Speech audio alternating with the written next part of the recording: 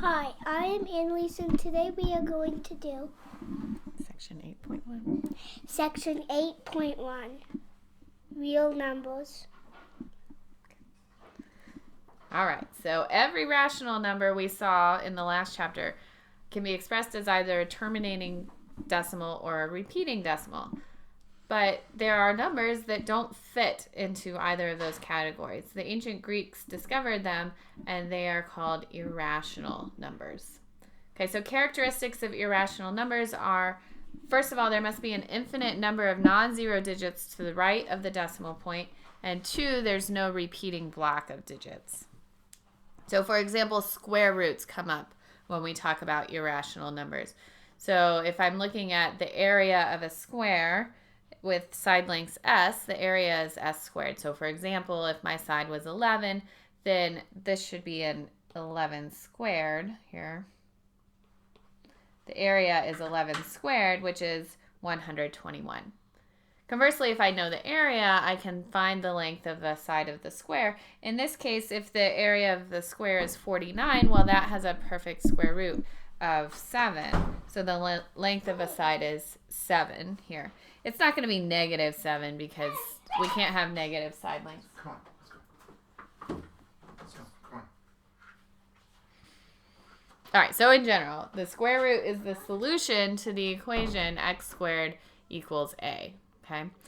The principal square root is the non-negative number that satisfies that equation. So let's look at some examples. Square roots of 64. You've done these before, right? Square root of 64 is 8 and negative 8. The principal square root of 64 is 8, the positive square root there. The square root of 4/9 is going to be 2/3. And here we denote the principal square root by the square root. So when we just have the square root symbol there, we're always taking the positive square root. We can talk about other roots, like the nth root of x is denoted with the little n in your square root symbol. You can think of this as the solution to y to the n equals x. So let's call it the solution y, right? If our n is even and x is positive, then your principal nth root is positive. If n is even and x is negative, then the nth root of x is not a real number, right? We can't take, for example, the square root of negative 2. If n is odd and x is negative, then the nth root of x is also negative. The absolute value of a we can think of as the square root of a squared. We can estimate square roots. So for example, if I wanted to find the square root of 2, well, the square root of 2 is the side length of a square with area 2. And we can sketch squares inside that square and outside that square. And you can see in the picture, right? We have square root of 2 is bounded between 1.4 and 1.5.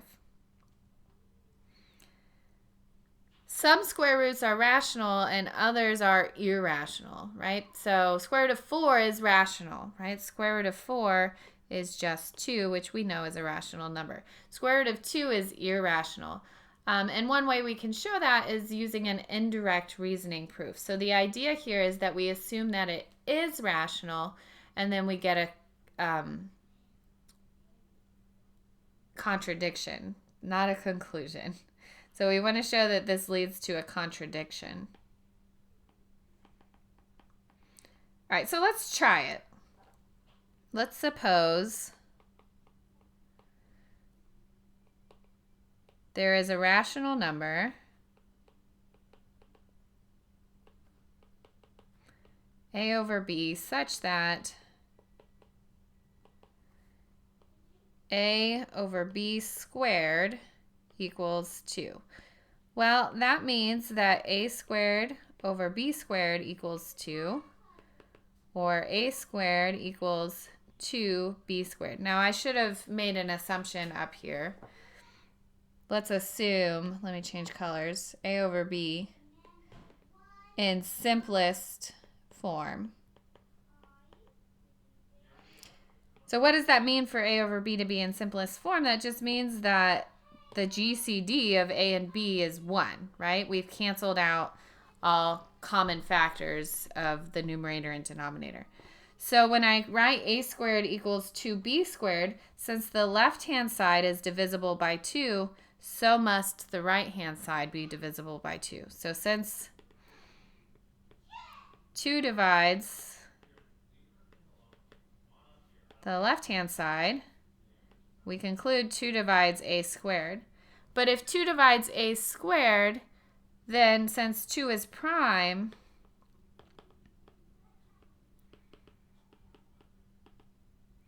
we can conclude that 2 divides a.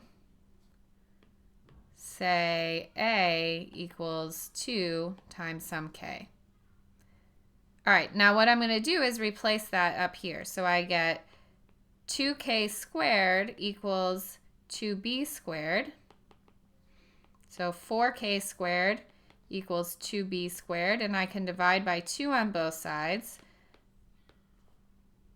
And now I can make the same conclusion about b, right? So now b equals 2 times k squared, and so that implies that 2 divides b squared, which implies that 2 divides b. Using the same reasoning, I'm running out of room, so I'm not writing out all the details, but it's the same reasoning that we used above, okay? So since 2 is prime, 2 divides b squared, and hence 2 divides b. But what does that mean? But we've shown that 2 divides a and 2 divides b, which implies that the greatest common divisor of a and b has to be at least 2, right? But this assumption said that the GCD of a and b was 1. So that's a contradiction. And when we reach a contradiction like that, it must mean that our assumption was wrong. So there must not be a rational number that satisfies this equation. Okay, so that's the idea behind how you would show that a given square root is irrational.